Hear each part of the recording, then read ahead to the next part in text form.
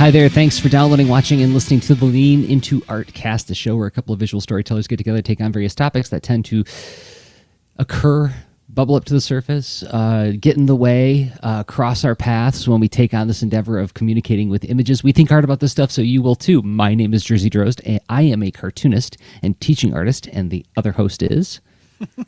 Hey, Jerzy, I am Rob Stenzinger, and I'm a user experience designer, wearer of various hats. So, yeah, here we are. Going to talk about a thing, but more relaxing thing. And not that it's not relaxing to explore topics, right? It's sort of almost so natural, it's meditative to dig into stuff, even if it's things that are not so I don't know, that are just squeamish or challenging, of like I don't know, things that were, you know, especially if they're common hangups among us. It's such a safe place to explore that stuff. I don't know. It's kind of nice, but this time we're not even pushing it to that limit. No. So if you're new to the show, typically we pick a topic that tends to be somewhat timely, something we're kind of dealing with in our work at that time, and then we drill down as far as we can on it. The first half of the show, we talk about what it looks like when we're engaging with this particular topic. And the second half of the show is usually how we think about it. But every once in a while, we do an episode called Reading, Watching, Playing. And what that is keeping an eye out for what things we're doing to unwind and to recharge the creative batteries, because I think a thing that we sort of grew to accept as a philosophy, I think in the making of this very podcast, is this idea of like, let's not glamorize effort. Let's not put effort on some kind of fetishized pedestal, right? Like, did you work hard today? No? Then you don't deserve to be here, you know? Exactly. You like creative challenges? Oh yeah, I challenge you to chill out about creative challenges. Double challenge. Relax. Exactly. So, but there's material to be mined in there in sharing the things that we use to recharge our batteries, because it's, you know, it probably will be of interest to somebody else if we find that there's some value in it. And then also thinking aloud about it gets us to examine why it is that we're gravitating towards this thing, which is more of that analytic eye we've talked about on the show hundreds of times, probably, you know, that idea of like when something moves you or affects you, or you feel some kind of visceral reaction to it, then the next question as a visual storyteller is to ask yourself, why did that happen? And how did they do whatever they did to make me feel that way, right? So that's part of it too, although I don't want to put too much emphasis on that for fear of turning that into another glamorization of analysis, right? Let's go ahead and turn fun back into work. Quick. Yeah, I was talking with a friend of mine who just led a bunch of workshops for kids, and he sent out a questionnaire ahead of time to ask the kids like what they were reading and why they liked what they were reading. And like he was reading them to me over the phone. He's like, so many of these responses are like, I just like it. I just like to read it. That's wonderful. Isn't that great? Yeah. So yeah, that's something we should remember as well. Lots of things can be true. Okay. Do you want me to hit the music and get this underway? I'm ready. What are you ready for, Rob? Oh, I don't know. Could it be...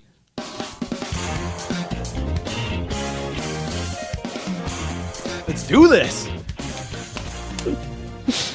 Now we're pumped up, and now we're fully into the topic. We have these little musical transitions to get us from one place to another, and to let everybody who's listening, if you may be listening passively, listen passively. If you're listening while doing some other activity, you're driving to work or you're drawing at the art desk, and maybe we're just like some background noise, that little music punctuation says, hey, wait a second, things are changing. So, all right, reading, watching, playing. What are we reading, watching, and playing? Do you wanna kick us off, Rob? Yeah. Okay. So let's see. Things. What are some things that pop across? I mean, I think a lot of times I encounter stuff based on other media I follow, right? So if I follow a podcast and someone creates a thing, or I follow someone in, you know, social networking and they create a thing, especially if it resonates with the reason why I followed them or what have you, there's a decent chance that media is on my radar. So I think a couple of the things I've been reading are exactly that circumstance. So first off, I'm reading the book Ruined by Design by Mike Monteiro. Montero? I think it probably is just Montero. Mike Montero. Anyway, yeah, he is a a fairly well-known designer, writer of various things. He wrote the book. Let's see, You're My Favorite Client, Design as a Job, and both really good books. But this one is more. It's taking a pretty serious look at the general circumstance of things that have that the collective community of technology and design has created, and how some of these things have pretty severe negative side effects that haven't been addressed and are inherently at tension with the model in which these businesses are running, right? So if as designers we would be aware of that and not necessarily just thinking about only some aspect of the experience, where like if you think about the whole experience of using something, of hey, what's that thing, I heard about it, to oh, I guess I went there, maybe I'll sign up, oh, I signed up, and then oh, okay, I'll use it a little bit, to oh, this is a habit now, and I can't stop using it, or I now have found so many purposes for using this. It's just so practical where it doesn't even make sense to even change my use or whatever, right? So there's this progression of your relationship with a thing. And the easy comparison I'm making is to essentially social networking tools. But then this book is saying that it's a thesis that it would probably help the design industry to have some form of licensing and oh gosh, what is it, like the Hippocratic oath, and an oath, right? To do no harm. And so some of it is, I mean, it's like finding a way to ethically experiment. There is a way. There are industries that find paths forward through making new things come about.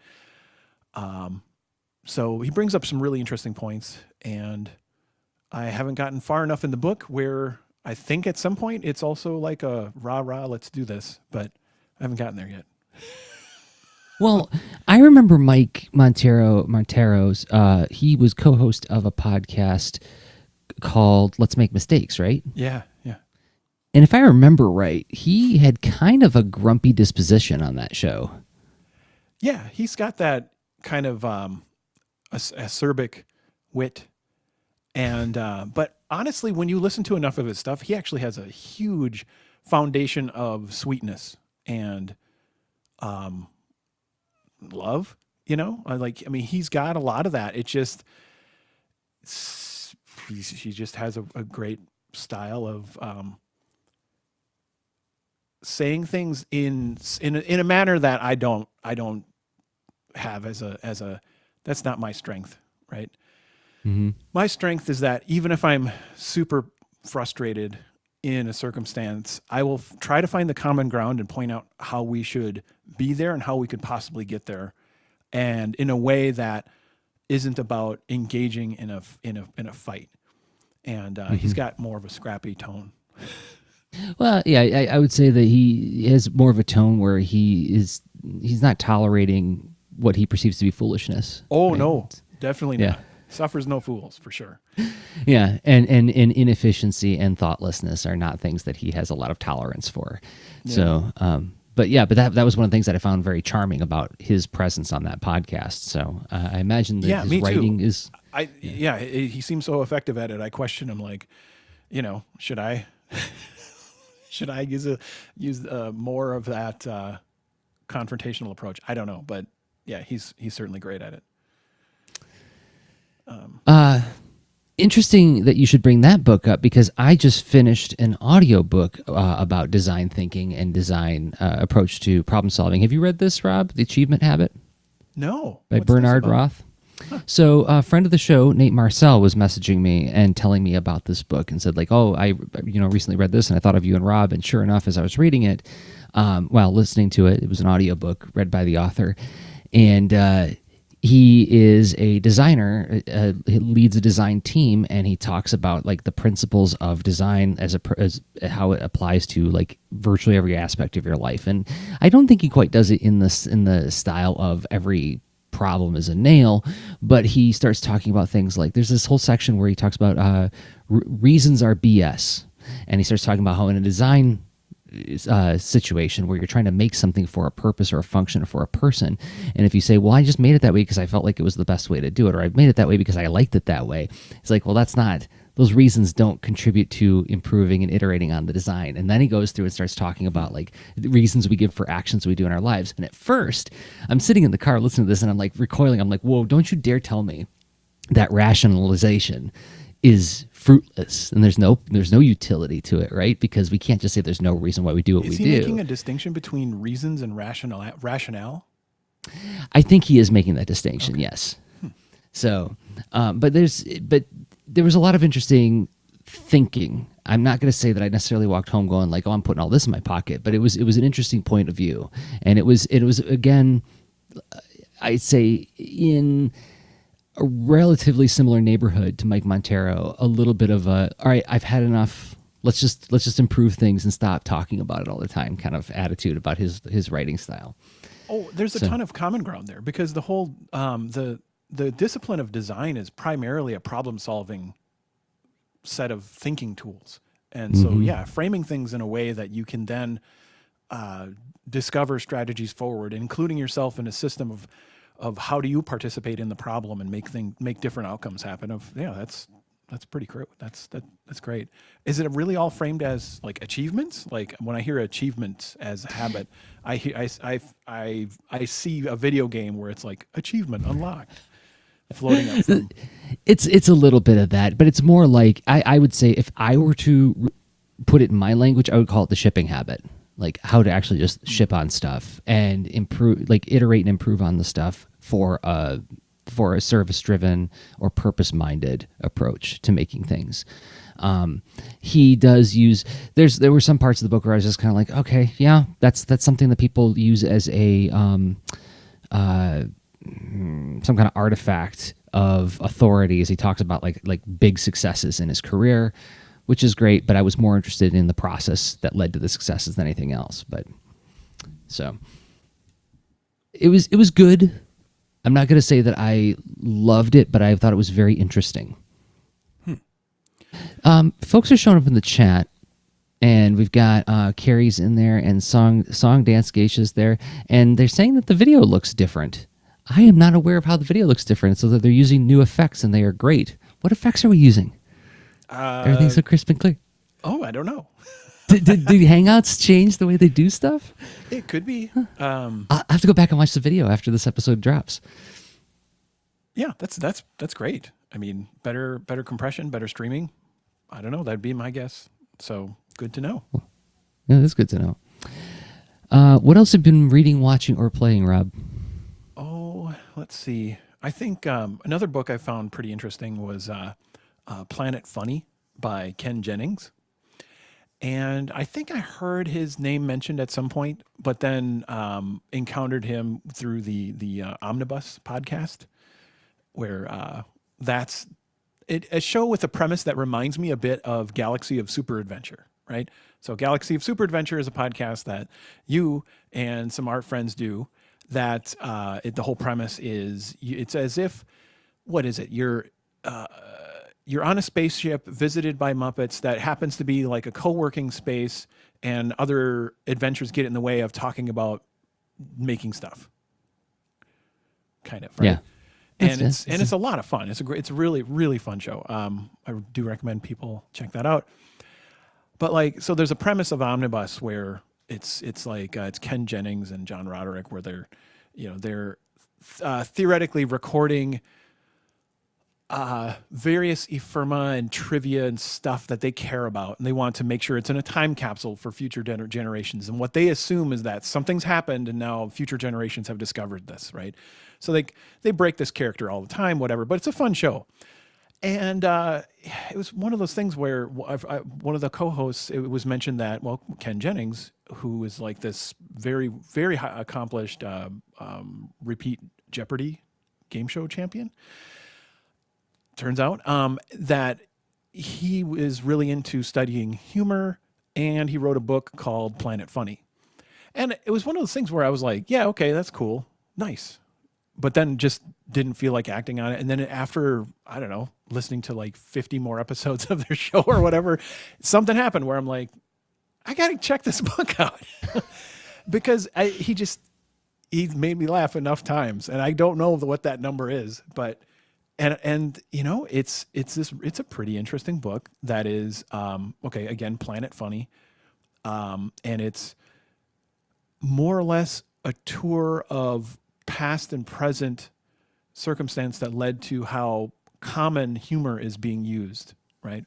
Where there were many venues where humor was not allowed or not welcome or very much look at it as a separate thing. And that's less and less the case. And he makes a really interesting case. And I think, you know, not to, he makes some interesting points. And I think his core thesis is surrounding how maybe using too much irony and not enough sincerity, like if the dial is pointed all the way toward irony all the time, that probably has more negative side effects than people think. So, and I think he makes an entertaining case that seems pretty reasonable. And I really, it was pretty fun. So Planet Funny is the name of the book. All right, cool. That reminds me of what you watching or reading. So something that I started. So having just moved to Columbus, one of the first things that Anna and I did was we went to the Columbus Metropolitan Library to get our library cards. And upon getting my library card, I got a reminder from them that, you know, we have like not only the books here in the building, but you can use our service called Hoopla to download and stream ebooks, audiobooks, and videos. And I'm like, that's right, libraries are doing that now. And I keep forgetting to avail myself of this. And so I got the app and I start flipping through. I'm like, oh my gosh, there's a whole bunch of stuff in here that I would actually, you know, like there will be great assistance to keeping me company at the drawing board. And so something I've been digging through this last month is the great courses. They have a whole bunch of great courses, video and audio series on. Oh, nice. In their collection. And every library is going to have a different collection, but if they use Hoopla, then they'll probably have access to this. And I've been listening to King Arthur, History and Legend. It's like 11 hours of lectures about the history of King Arthur, starting with contextualizing the historical information. Like, okay, let's figure out if King Arthur actually was a dude. And here's what information we have. There was some guy at, 500 Common Era who was in this place, seemed to have built a fortified structure. Was his name Arthur? We don't know. But there was like some guy who was like some amazing warrior who actually managed to assemble a pretty large community in this fortified structure that didn't happen anyplace else, right? Was there an Avalon? Well, there was this burial site where they found like these really big bones of this big dude, and it was on what was at that time an island, but then the water receded. Now it's like just like this big outcropping of rock where this tomb is. So like maybe, right? But then like it goes into the legends. Like, okay, well here's what some French authors wrote about it, and here's how these English authors came in and like added to that, and here's how these Welsh authors came in with their folk tales and built into that. Here's how some people in Spain kind of built into. It's like you're watching how this story accretes all this material over the course of this 11-hour lecture series, and it's super interesting, super fascinating, and it's exactly the kind of stuff I like to listen to, right? Like, mythology, folklore, forming of myths, yeah. Yeah, and how that ties into the historical context, like what was happening at the time, like when, say, Wolfram von Eschenbach wrote his version of the story, like who was he writing it for? Who was the patron that he was trying to please, and how did that affect the choices that he made in the narrative and things like that? So it's a deep dive. But there's a whole bunch in there too. Like I was also listening to one. It was I think I wrote it down, didn't I? Yeah, The Secrets of Great Mystery and Suspense Fiction. So it's just analyzing like Sherlock Holmes and Miss Marple, Hercule Poirot, and like hard-boiled detective fiction, and looking at like what are the tropes, what are the commonalities, what are the differences, what are the characteristics of that genre. So I've been really, really digging that. I mean. Is that relaxing? I find it relaxing. Yeah, that's the thing. I really have. I, maybe that's a myth that maybe we grew up with that maybe isn't a thing anymore, right? But there's, is this some? I'm guessing, I'm sensing, and I'm trying to explore. Is there a distinction between, like work and learning and fun that they are Right. separate rooms or separate things? Right. Don't Yeah, get your work in my fun, and don't get your fun in my work. and definitely keep the learning out of there, right? So if That's you're right. working, you're not learning. If you're whatever, right? Yeah, I mean, but at the same, I try to, I guess, in the spirit of reading, watching, playing, and recharging, I try to de-emphasize the work and the expectation of productivity, and at the very least, just try to blow off the idea of expectation of productivity. Like I need to be, earning something from this, or it's a resource that I then mine to then earn from, or whatever. Right? It's not that evaluation or trying or measurement is I think, I don't know, is that a thing you're wrestling with or No, well, I hinting mean, at it's or just no, it's more that because I am listening to this without any purpose or agenda. It's just like I think that this subject is endlessly fascinating, and I would like to hear more about it. And this is one particular aspect of mythology that I haven't done a lot of deep diving on. So let's do a deep dive and just have fun doing it, but not.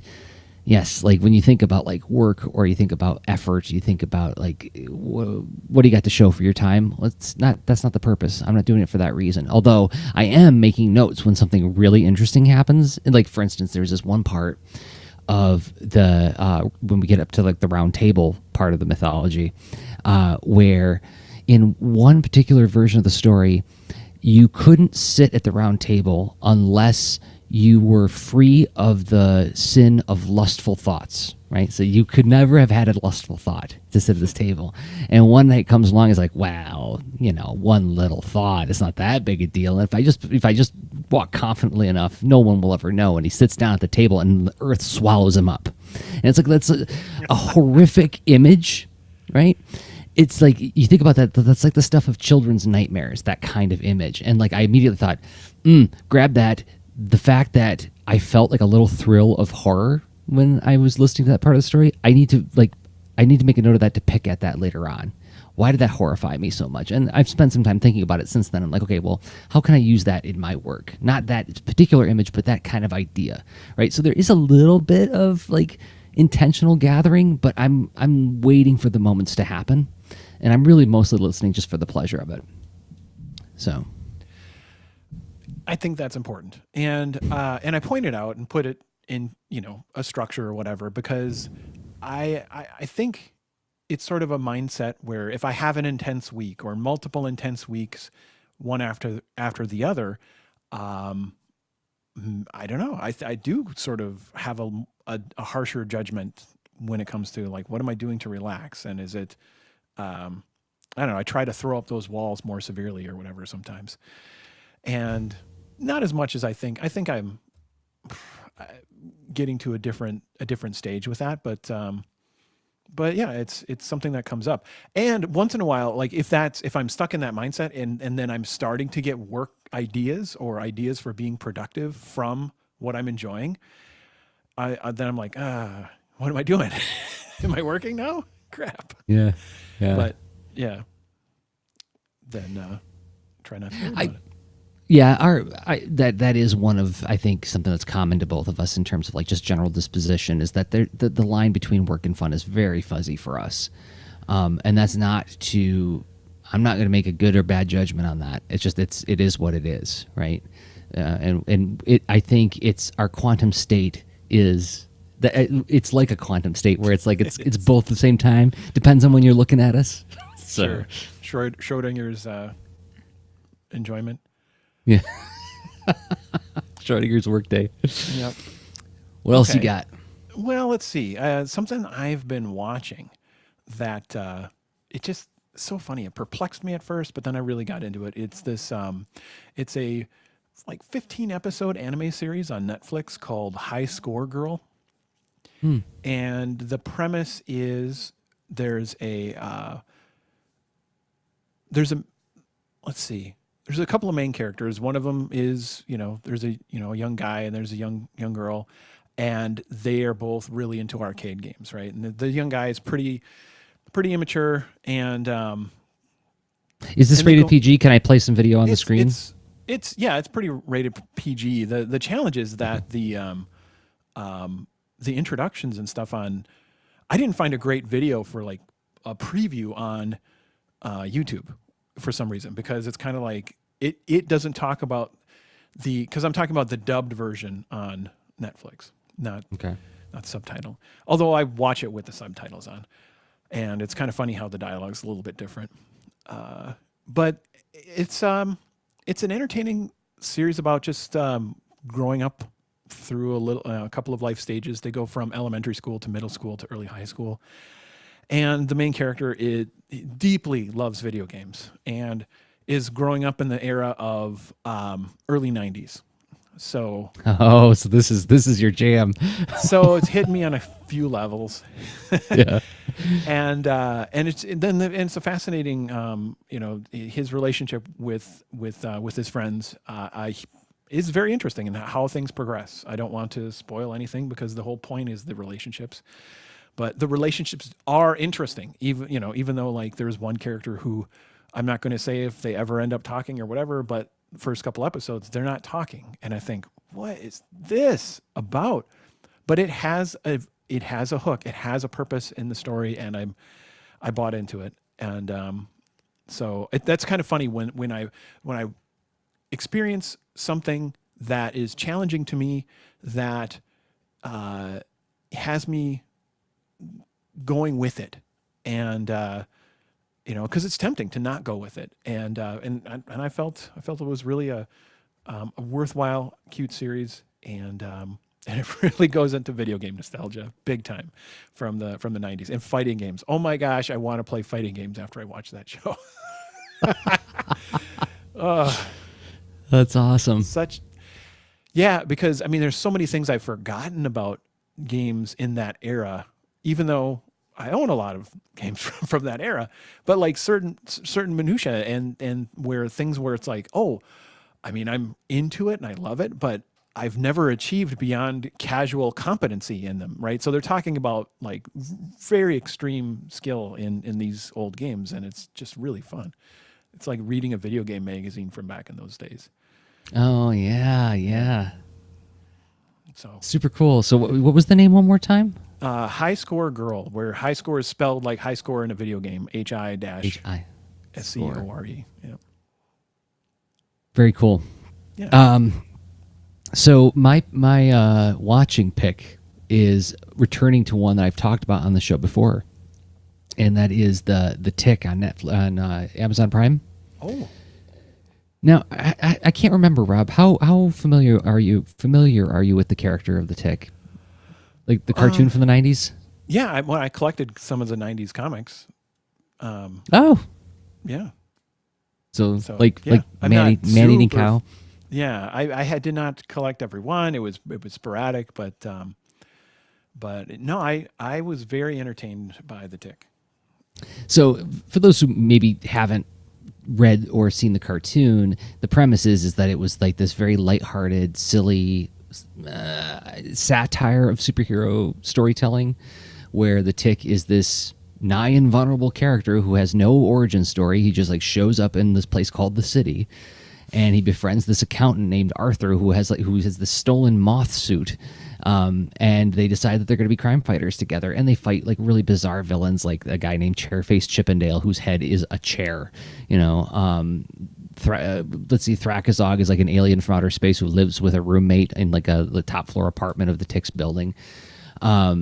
Sewer urchin like lives in the sewers, and that's his powers, that he's a sewer urchin. Anyway, the cartoon was like very, very close to the comics, but this new show, they've diverged from the comics somewhat in that they've made it much more rated R, which I originally would have thought I would have been repulsed by, because the premise of the original show was very bouncy and happy, and the Tick is like, take the 1960s Batman, the TV Batman, and make him sort of self-aware of how good he is, right? And he's not doing it for camp. He's doing it because he believes in it. Like he calls Arthur chum, right? And he's like, heroes don't kill because that's too murdery to do it that way, right?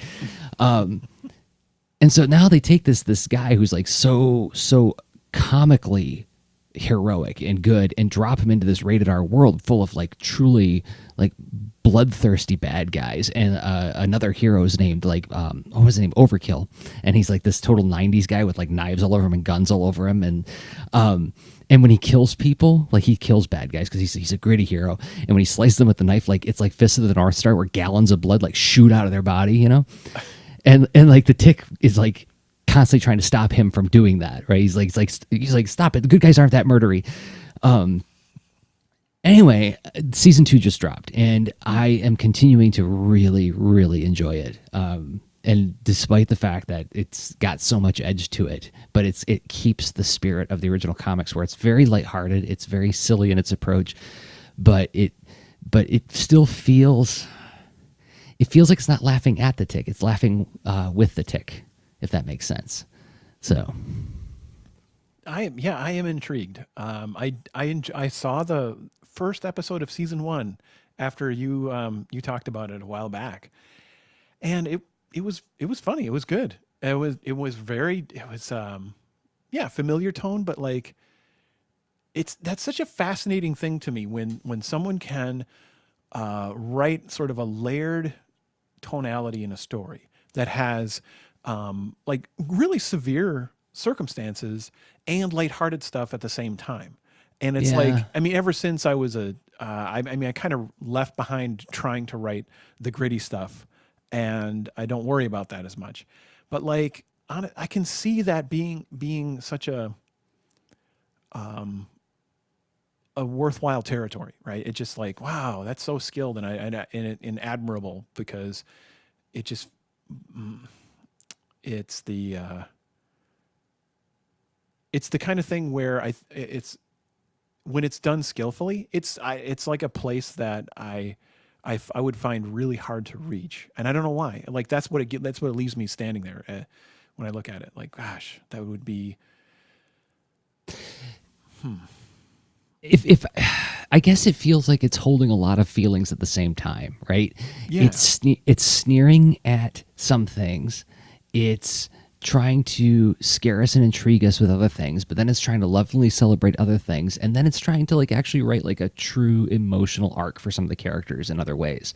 And like with some characters it feels very honest and very true, but then with other characters they're not afraid to let it get melodramatic. Like Overkill has a terribly dramatic backstory, and it's so dramatic that like he has to like crouch down and brood when he talks about his tragic backstory, and it totally feels emo, over the top, and ridiculous, but it has like this honest charm about it, where it's like, yeah, we're laughing at him a little bit, but like it sucks that he feels pain because it's not his fault, They've done something really special with this version of the series, and I'm really impressed by it. And I can't say enough good things about it. It's I don't know. It's a superhero show that I actually really look forward to, and it feels like even I'm starting to get burnt out on how much superhero stuff is out there. Where it's like, yeah, I'll see it eventually. I'm not in a hurry to see this one because there's just so many.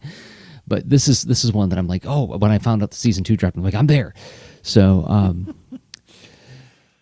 do you want to talk about something you're playing before we kick into the second half of the show? Okay. Yeah. Let's see. So easy to pick a variety of things, but I'll pick one that there was this indie game that I don't remember how it came across my radar, but it's called Ape Out. Or it's Devolver Digital, right? So I think that honestly, I don't know. I have the impression that they're a pretty successful small studio. So, I guess it's not like a single person, single developer kind of thing, but like the premise of Ape Out is you are an ape in a lab that breaks its rusty cage and squishes stuff on the way out. There's lots of folks with guns in your way, but then they try to shoot you, and you squish them and you get out. But here's the funny thing: sounds brutal, sounds horrifying, right?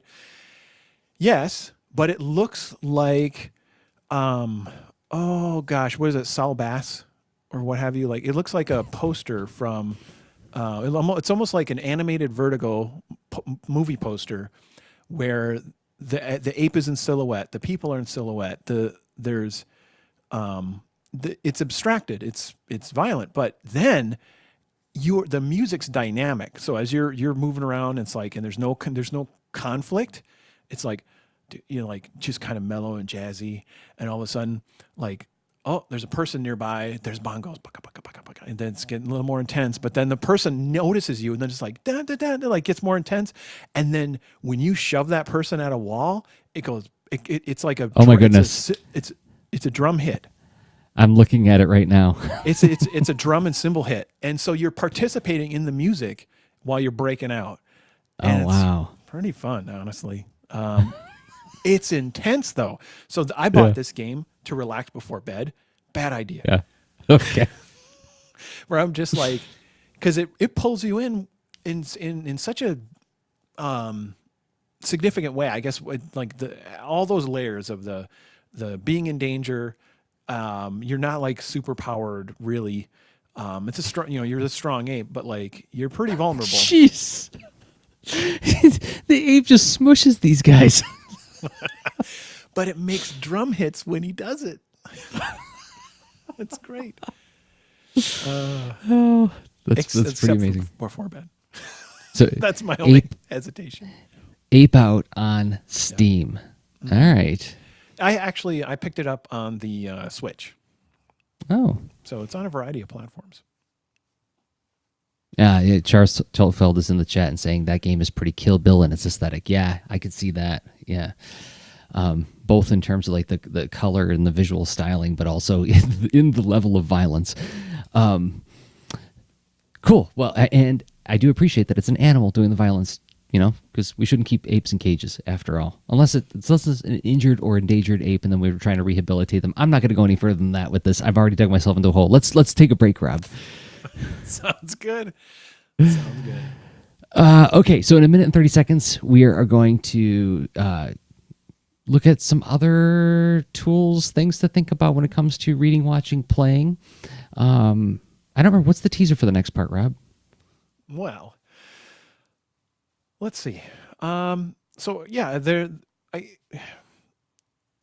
this other angle. Like sometimes we do reading, watching, playing, and then it's like, and some helpful stuff.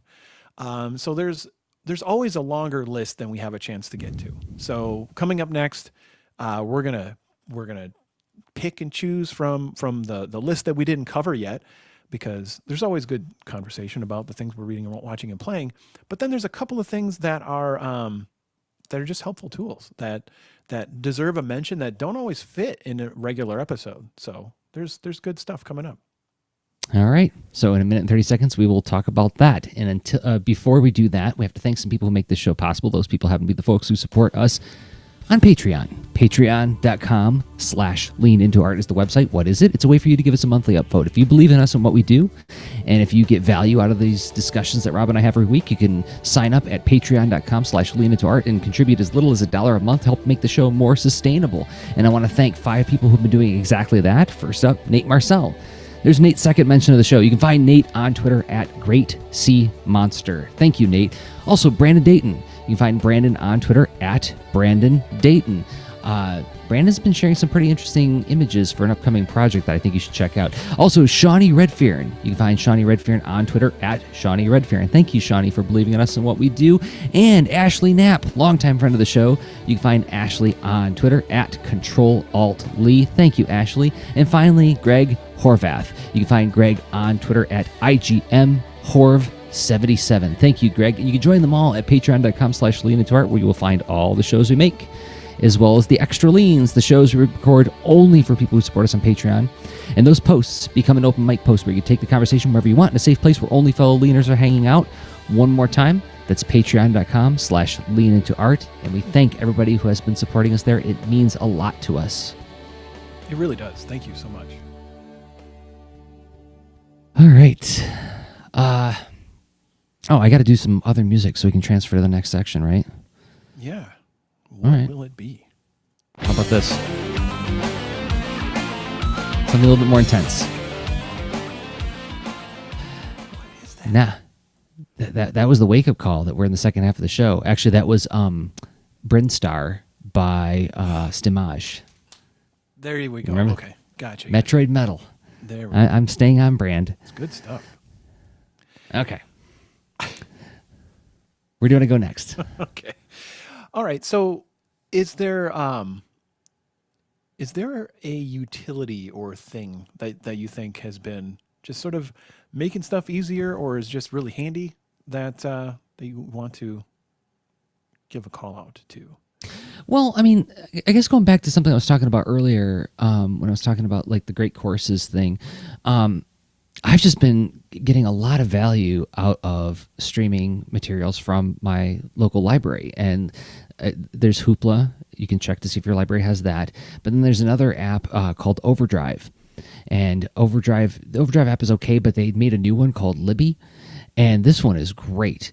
It works really well. And it's mostly, I don't know if that you can get videos on it, but you can get ebooks and audiobooks on it. And I have been consuming audiobooks like crazy on Libby.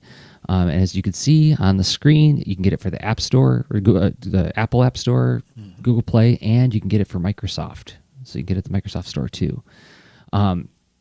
It does a really good job of, you can bookmark chapters. If you're listening to an audiobook, you can download it to your phone so you're not like streaming it on the go.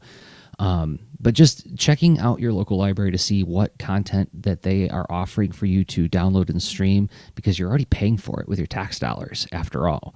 So why not, instead of, And it supports artists and whatnot too. It's that's right. Because I mean, libraries tune in to what circulates, and that's that's part of where, they'll license more electronic content, or they will of course buy more physical books based on popularity. So it's I think it's totally supporting artists by doing that.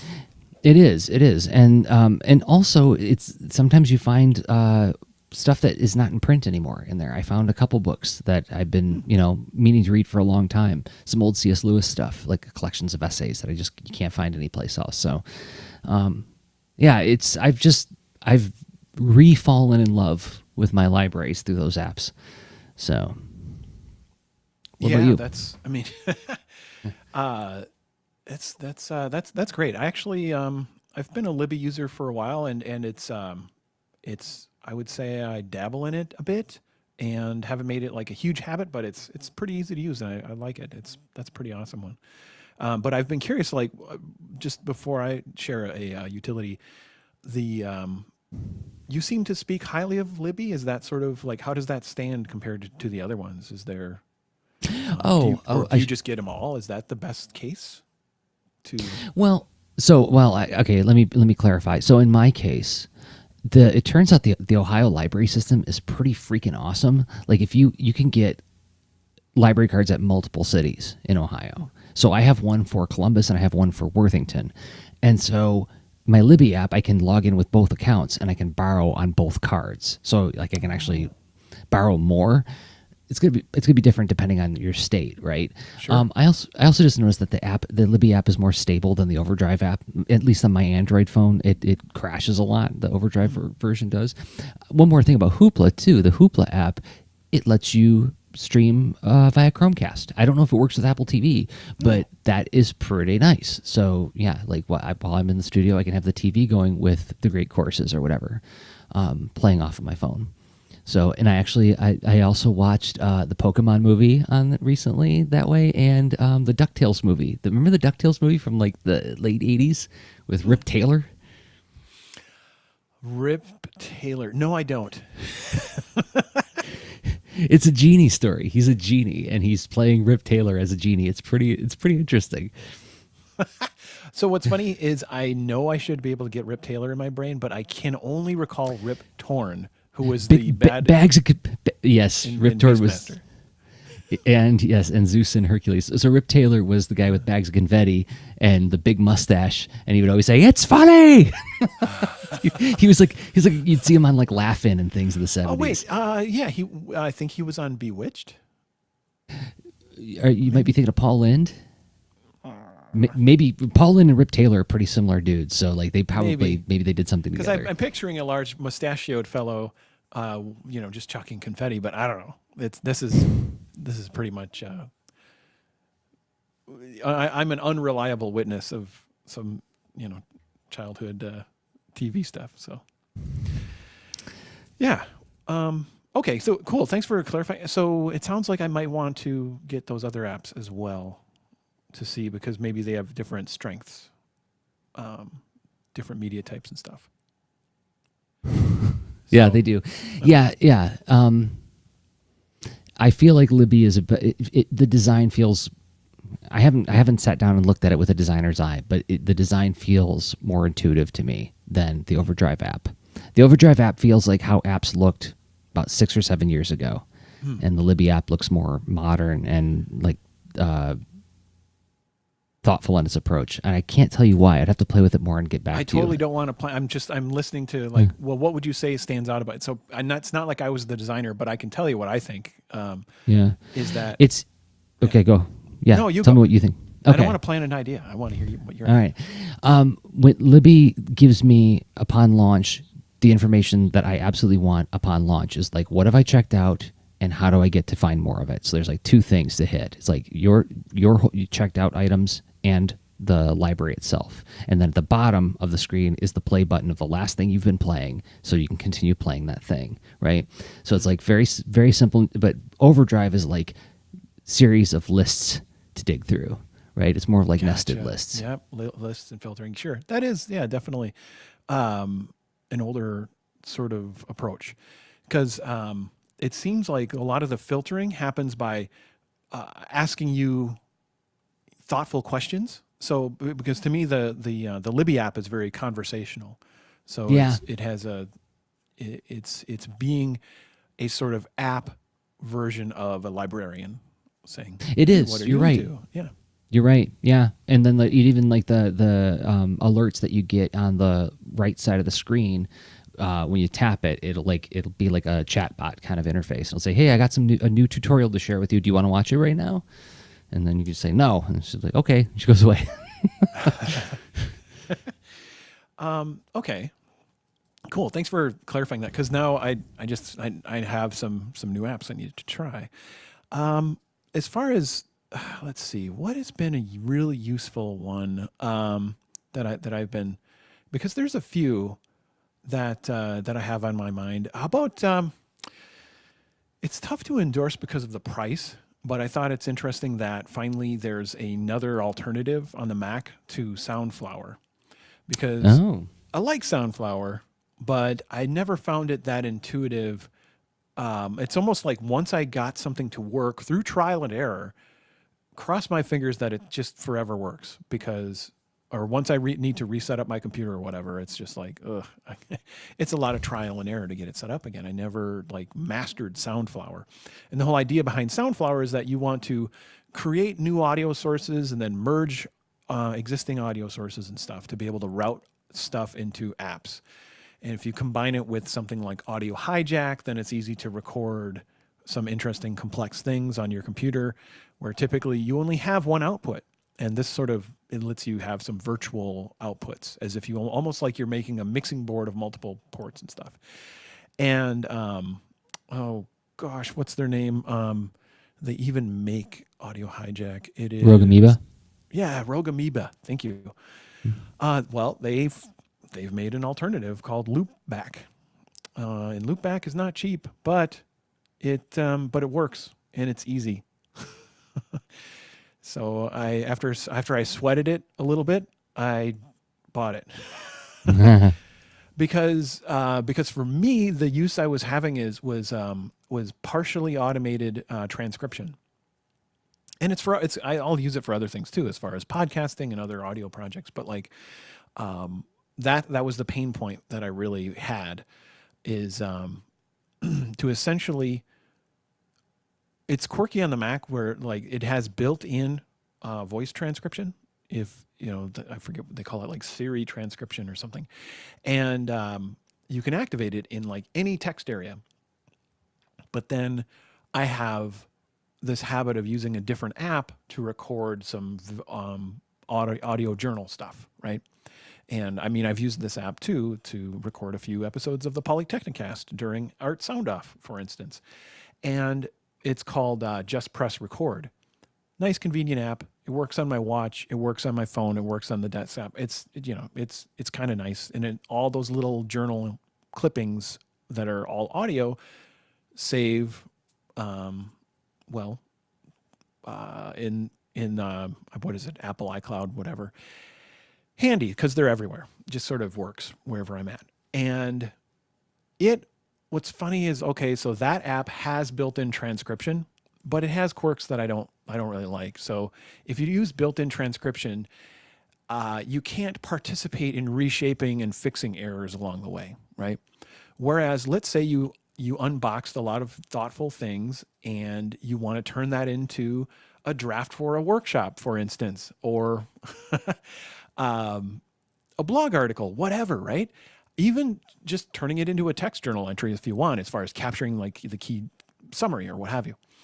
It's handy to be able to listen to the audio and let the computer transcribe and pause and reshape it as you go. And so that doesn't quite work by default on the Mac unless you're somehow routing the output of your audio as, let's see, the output of an app that's playing your audio file as if it were a like your mic input device on the Mac. So it has to look like an input device on the Mac in order for the transcription to take that as a source to then transcribe what it's hearing. Anyway, hopefully I described that well enough. Wow. Yeah. But along the way, what I do is then I'm hitting play, and I'm hitting a couple keyboard shortcuts to turn on the transcription, then hit play on the file, and I'll make tweaks as I go and just adding a couple paragraphs here and there instead of it ending up as this mega block of text with many errors and no formatting. I experimented with that for a while too. It doesn't work that well for me as a reference. It's not like a handy resource in the end. Mm-hmm. So loop back. That, no, loop back. And the other one was just press record for the Mac. Now, just in case there's any Windows users out there who are like, well, that's all well and good, but Rogue Amoeba doesn't make Windows stuff. Well, the Windows version of that is Voice Meter. And that's actually what I use to record the Lead Into Art Cast right now is what I'm using. And it's the same kind of idea where this is a multi-channel recording application, and they have plugins that you can download for free. They'll give you a little prompt like, hey, you should really donate because this is a pretty cool piece of freeware software. And I did donate because that's, I want to pay for what I get.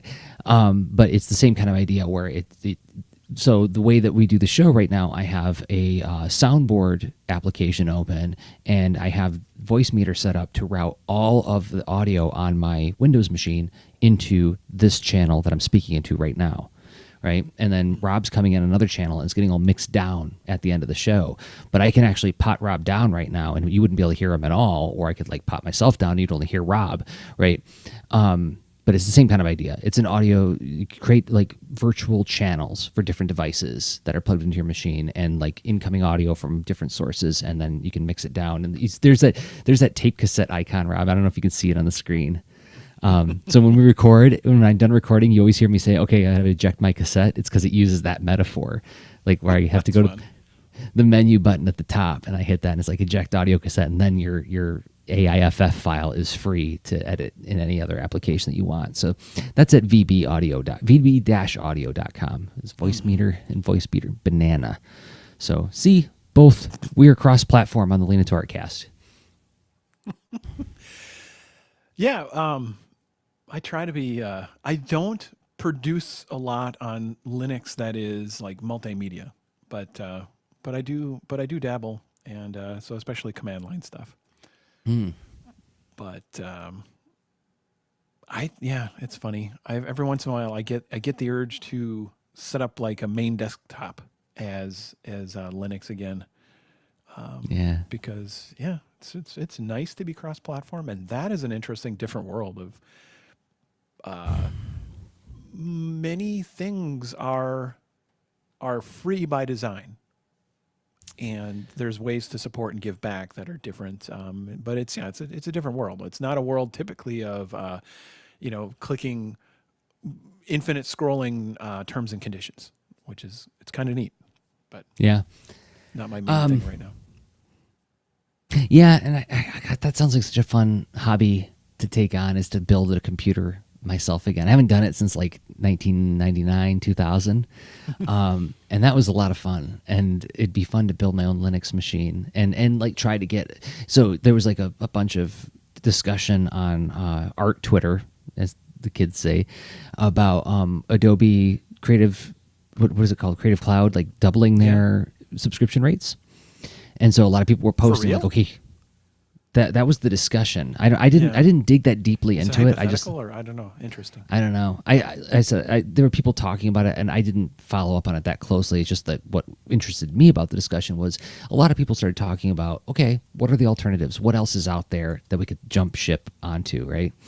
And like Affinity Designer and Affinity Photo, is that what it's called? Anyway, like, there's some low-priced, really good-looking applications. But then I was like, yeah, that's nice that they're low-priced and well-designed. But like, what out there is free that would be really good? Because like I want to go back and just see if you can get like a nice desktop system with everything on it that's just running on freeware, open source freeware software. There's something feels very pure about it. I know you've done that before. You had that at one point. Yeah, I was mostly not on Adobe. I love Adobe, and they've done so many great things. I do think there's a complex sustainability problem in the world of software, and at all scales. So when you are an independent software developer and you sell something for $50 a pop, $99 a pop, you don't need that big of a market, and you can probably make a living. But the nature of the market has driven the cost of software down to very little, and it creates this challenge of sustainability because it's whatever. I mean, living is expensive, and supporting software takes a lot of time. Creating it, inventing it, all that stuff. I mean, it's a lot. So you get this combination of complex apps are having a hard time, staying afloat, and sort of find some expensive subscription model to live, and then you get a lot of just crap simple apps. So it's like, yeah, okay, I'll throw my little coin in the wishing well as a flashlight app or whatever, and that's it's this hard dynamic in the market. I mean, obviously, artists of all kinds face this, where prices get driven down. So you have Adobe. Adobe is obviously a big entity, and I think big entities have a tendency. This is a whole other topic, whatever. I don't know, but like from what I've witnessed, large organizations ultimately find their best market as other large organizations, and it's hard for there to be something that seems fair for individuals and small businesses. So I don't know. So it kind of makes sense that this is happening. I don't like it. I'm glad that the world has alternatives, and I'll say that. I mean, truly, it takes some adaptations, but in practice. But really, Linux has been a viable option for a long time, and that's a free ecosystem. I have a. All right, put it back. I've been playing around with taking apart some old laptops and stuff, and also seeing which ones still work. I have a Fujitsu Life book from 2004 or 5, right? Still boots and is running an old copy of Ubuntu, and it's not just a laptop. It is a what did they call it? It was one of the early tablet PCs. So the screen opens up, it turns around, and you can lay it down, and it's a thick, it's heavy, but it's like 7 pounds. But it has a Wacom digitizer built into the screen, right? Wow. Yeah, and this is like finding a television and at a I don't know, a ranch from the 1800s or something. I don't know, whatever. Tablets have existed for a long time. Anyway, it still runs, and I can run the GIMP is their GNU image manipulation program. Totally has pressure sensitivity. I can draw. I can make comics. I've tested this. It works. So you can find other paths besides the difficult thing with it too is the pressure and the expectation of everyone in the marketplace of like, oh, your clients will expect you to have X software, right? Mm-hmm. Mm-hmm. You do make your documents in Microsoft Office, don't you? And it's the same kind of thing as saying like, well, you do use Photoshop, don't you? And Illustrator. Anyway, thankfully there's competing options and stuff. I still like Adobe. I don't know, but it's getting pretty.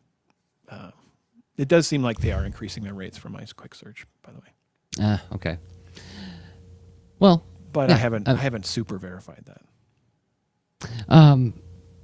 Yeah, we don't have to go into that any further than that, except that it's just the discussion led me back down that rabbit hole of looking for alternatives and seeing how far they're coming along, right? So I was really surprised when I looked at what Affinity Designer looked like. It's the InDesign competitor, and it looks nice. You can download a free beta right now before they roll out their full version, and all their other apps are like $50.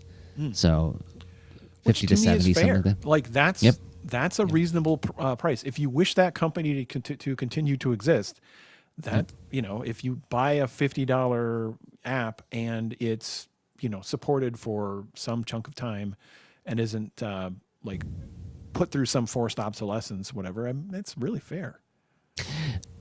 Song Dance Geishas in the chat says, "Thank you, Clip Studio, for having a one-time fee." So here you go. You talk about like except for iPad. Yeah. That's such a funny thing because like when I see it working on an iPad, I'm like, "Ooh, that looks nice. Maybe I should get an iPad." And then like I think about that $10 a month thing. I'm just like, "Oh, it just stings just enough to make me stop." But before that happened, because it was a one-time fee and because it was a reasonable fee, $40, like at full price, right, or $45 for like the what is it, the Pro version, not EX. When it enforced the I tried installing it on multiple machines and it was like, oh, you can only install on so many machines, you've exceeded your number, and I was like, okay, I'll just buy another one.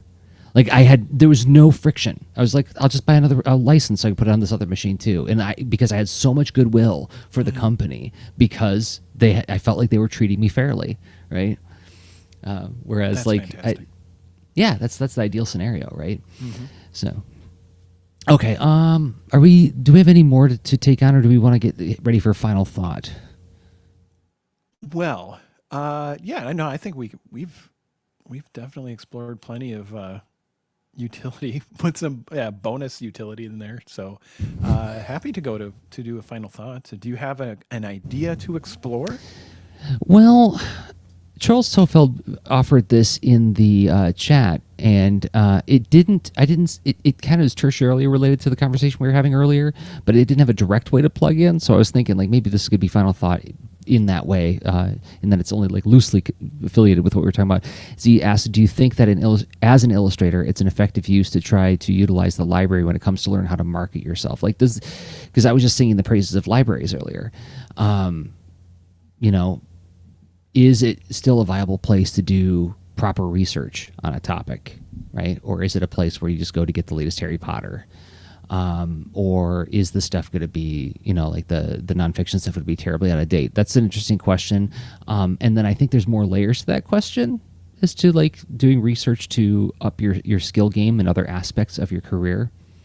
What do you think? Want to try I'm it? Open to that. Sure. See okay. Where we take it. Yeah, that's true. You never know. Yeah, I mean, you can ask any question, and then we just see what happens. It's true. It's wonderful to start answering one question and, whole new fields of topic flowers will bloom. You never know. All right. Well, how about in a couple minutes we'll try taking that one on and see what topic flowers do bloom. But before we do that, we got to thank some other people who make the show possible. And those people happen to be us. We make things and then we bring the thoughts that we have while engaging with these topics to the show. And the thing that I work on that I hope you will check out is the Ann Arbor Comic Arts Festival, which is coming up in like a month. That's in Ann Arbor, Michigan. It's a2caf.com. And what is it? It's a free comics festival. It's like Friday, Saturday, and Sunday of Father's Day weekend. So that's June 14th, 15th, and 16th, 2019. A lot of great guests are coming to this show this year. So Judd Winnick's going to be there. Ben Hatke, Zach Giolongo. Lucy Knisley is going to be there. Jerry Kraft, Raoul III. A pretty stellar lineup of people who are all going to be doing events. So it's not just coming to go to, like the marketplace and buy some books from Artist Alley. It's like these people are all leading presentations. Like Judd's doing a workshop on like the 12 things you need to know in order to make up a story. I'm going to be leading a workshop there. There's like gameful comics workshops like Zach Giolongo's Iron Cartoonist. But the thing I hope you will check out most of all, even if you can't come to A2CAF, is the Kids Comics Awards. And there is a ballot at a2caf.com/Kids Comics Awards where if you have a young person in your life who read a comic from 2018 and really enjoyed it, they can vote for it if it was nominated. Here's the nominees, right? So like Amulet by Kazuki Buishi, Sanity in Tallulah by Molly Brooks, The Cardboard Kingdom by Chad Sell, Encounter by Chris Giarrusso. And there's 40 books nominated in 7 different categories. And only kids can vote, please. So get the young person in your life. They can vote via online ballot. There's also a printable ballot that you can download, and that your child can fill it out and mail it to the library, and those votes will be counted. The winners will be announced on June 16th, 2019 at the Ann Arbor Comic Arts Festival at a special Kids Comics Awards ceremony. So once more, that's a2caf.com/Kids Comics Awards. Rob. Hey. Congratulations to you, pal, because you finished a new thing that we get to make noise about on the show right now. Oh my God. Thank you. I honestly, I really appreciate that. Put a lot of heart, a lot of work into this. It's a new class that I'm offering via the Skillshare platform currently. And what it is, it's about drawing user journey maps to design user experience and gather ideas and collaborate. Its essence is this combination, this hybrid of, I mean, if you've heard me explore things on Lean Into Art, if you've ever been in one of my workshops, you'll get the idea that I think it's important to explore the mechanics. I think it's important to get hands-on experience, but I also think it's important to think about the thing, right? And that's what this workshop is. It's like 47 minutes, and it's a lot of, I think, core ideas, especially in the last 6 years that I've been developing and putting to work. In places where I've worked and consulted, that are, you bring together ideas from different perspectives that are all about serving a user, right? And maybe even serving multiple users in your audience, and mapping out a journey and then adding different layers and integrating those perspectives. It can get really contentious. It can feel not collaborative, and there's a lot of good collaboration tips in here too. So, but very practical. It's a series of, it's like broken into 9 lessons. Just, between like 3 to 9 minutes each. So hopefully it goes by fast and you learn some stuff, and it's hands-on. So there's actually a class project to create a user journey, which could be hypothetical. You could explore something that's just sort of playful and fun to just get into the practice, or you could be doing some problem solving, exploring something related to your blog, your portfolio, or your product page or product itself. And anyway, then there's a link to, if you're like, hey, it sounds awesome, I'd like to check it out. It does involve signing up to Skillshare. And so I have a link at robstenzinger.com. That's just, it's right there on the homepage. There's also one on the talks and workshops page. And it just click that link, then you'll go straight to my class page on Skillshare. Very cool. Oh, so exciting. And there's Carrie's in the chat saying, I'm on Skillshare. I'm going to go check it out immediately. Oh, that's so awesome. Thank you, Carrie. And I was guessing that I bet some leaners are on Skillshare, and I forgot to mention that. Thank you, Carrie. Yeah.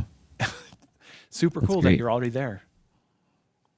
So, and it'll be linked in the show notes as well, in case you didn't hear Quick, robstenzinger.com. But quick mention. yeah. I think the easiest way to find it, if you are already on Skillshare, is just log in and search for me, Rob Stenzinger. Ah, perfect. Okay. So if you're not so much interested, well, actually, if you found that interesting, there's more stuff like it at leanintoart.com/workshops. It's more stuff like the show, self-contained workshops you can download at a price of your choosing, even free. If you're watching the video on YouTube, giving it a thumbs up helps more people find the show. And if you're listening to it in a podcatcher like Apple Podcasts, Google, Android, Google Podcasts, giving us a 5-star rating wherever you listen to us helps more people find the show. By the way, while I'm on that topic, thank you to the people who have been commenting on the YouTube videos and emailing us to let us know where you listen to the show and how you engage with the show. That's very meaningful, and we appreciate you taking the time to give us that information without us even making a formal survey. So thanks to everybody who has been interacting with the stuff that we make, giving us positive reviews, and sharing our show with their friends. It means a lot to us. It's awesome. Thank you so much.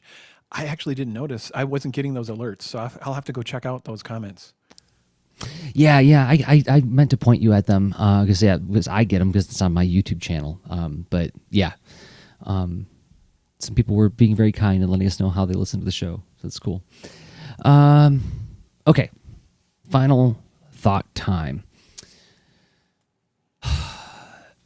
I like the idea of backing up just a little bit and abstracting out Charles's question about like leveling up other skills that are necessary to doing your work, right? So like, for instance, one of the things that we do at the Ann Arbor Comic Arts Festival is we do these things called quick draws. And quick draws are a 30-minute exercise where two cartoonists who maybe don't have a ton of experience doing workshops or presentations can just get in front of a drawing pad and do some live drawing for a crowd. They take input from the crowd and they put the ideas together on a drawing pad. It's like fast-paced, but it's low risk, right? Because it's only 30 minutes. There's no formal topic that you're supposed to be like talking about. You're just doing what comes natural to you in the sense that you're drawing. But the idea behind it is to present artists with an opportunity to level up on public performance, right? Something that isn't necessarily doesn't come naturally to people who take on this career of sitting at a desk for hours on end. And I think about that a lot. Like when I'm teaching students, like how can I connect them with opportunities to level up things like self-promotion, marketing, public speaking, and all of those things that artists historically often will cringe at the thought of having to do that, right? And so is the library a place to get access to that information? Rob, do you go to your public library often, or are you mostly engaging with it in an online way? I would say it's mostly online, and very rare occasionally is it sort of my own my development. It's commonly if it's for my development, it's an opportunity because I'm there with my kids, and so a library is a fantastic resource for when you have kids, right? It's as far as just different libraries, different sort of thoughtful play and education resources, and of course lots of books and media. It's a different way to engage instead of being having everything we consume be where we are a direct consumer and paying for it. It's nice to see it's sort of like a public benefit model, right? It's just neat to expose kids to that, and of course it saves money.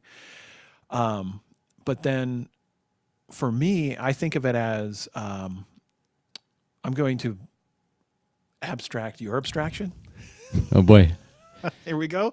So you go from, hey, I want to level up regarding, marketing resources, and then it's like, well, I want to level up, and you're describing the how you can find an event, and in a way, maybe I'm not abstracting, I'm just emphasizing.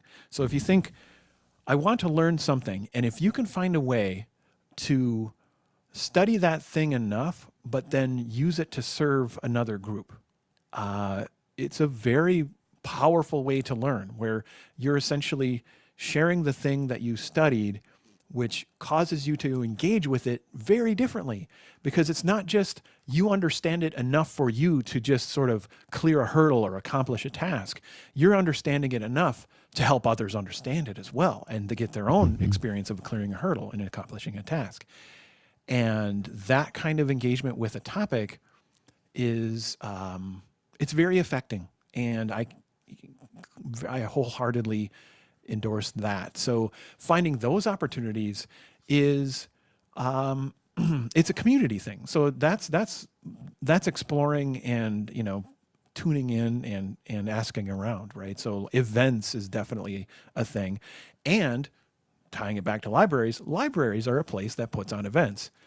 And so maybe you will end up studying the marketing at the library, but then working with the library's like programming folks, you might be able to put on your share what you learned for your journey of marketing as, you know, whatever your business is, via a presentation at the library or a workshop. Or here's another way of building on what you just said. So first of all, I would say, like, as far as like the books and the resources they would have there, every library's budget is different. It depends on where you live. But public libraries, as opposed to, you know, academic libraries, tend to have very different kinds of collections, because public libraries, the books aren't meant to be on the shelves all that long. So you have a better chance of something being more recent at a public library, whereas academic libraries are about preserving information, right? So they're here to find like old editions of things, because, you know, it's about keeping the record of everything. However, I think both are very useful in their own ways, and I would use my experience working on Rockets, Science Comics Rockets, a graphic novel, or rather a comics documentary I made with my wife Anne, where for 8 months we were going to libraries and consuming and reading as much as possible about like the history and science of rockets, so to make this book, right? And the making of the book was our demonstration of our understanding of the research. So let's say you do want to go to a library and do some research on marketing. Well, can you then summarize what you learned in a comics essay that you can share online? Like, right? Which it becomes something useful for your community, but also becomes, it's practice for you as the artist again. It's helping you internalize the information, and it's creating something that could potentially help some other people, which helps build a constituency around yourself. So, yes, I would say that the first question is it a place to get good information? You bet. Even if it is one that's not as funded as well as another one. But then the next question is, what are you going to do with that research, right? How do you put it into practice? And just saying this out loud now, it's like I get to thinking about like when I attend Tyler James's different webinars, because Tyler James is a great person to follow for this particular subject of marketing. He thinks about it a lot. Could I attend one of his workshop series and then summarize it as, say, a 12-page mini comic, right? You're doing a report. Yeah, that's great. I mean, in just putting something into practice will create more experience with that knowledge and more context. So that's honestly, it's hard to like put that into. So if you have a blog, it's a great place to then channel that into. That's like you don't have to go to the extent of, so, you know, now I'm going to perform it as a presentation. Or make an entire graphic novel out of it, but that's a nice example, really practical model, where I mean turning the research into a practice. So whatever that would look like, and it can look like just getting ready for a creative challenge. Say you're going to, you know, do like a small product development thing, and you're going to announce it to the world, and then make that part of the practice. It's funny. We mentioned the whole. I don't see a lot of it online right now, but like, yeah, there's this the small product lab that Gumroad did was full of these kind of ideas, and it was about both learning and practicing, where they did a little bit of like, well, here's a quick crash course, go do this stuff, and, you know, like make a plan to launch your thing, and then just try it, go. Mhm. So probably not as in depth, but like it's not mutually exclusive either. Like you can try a variety of these approaches and chip away at it. So all of a sudden, a year passes, and you probably have a lot more of a foothold on anything. Mhm. Yeah. Um. So yeah, I hope that got anywhere. I hope I got someplace close to what Charles was looking for, or at least, you know, maybe there's something useful in that. I got one more thing. So if you Oh. are just sticking with the library, Mhm.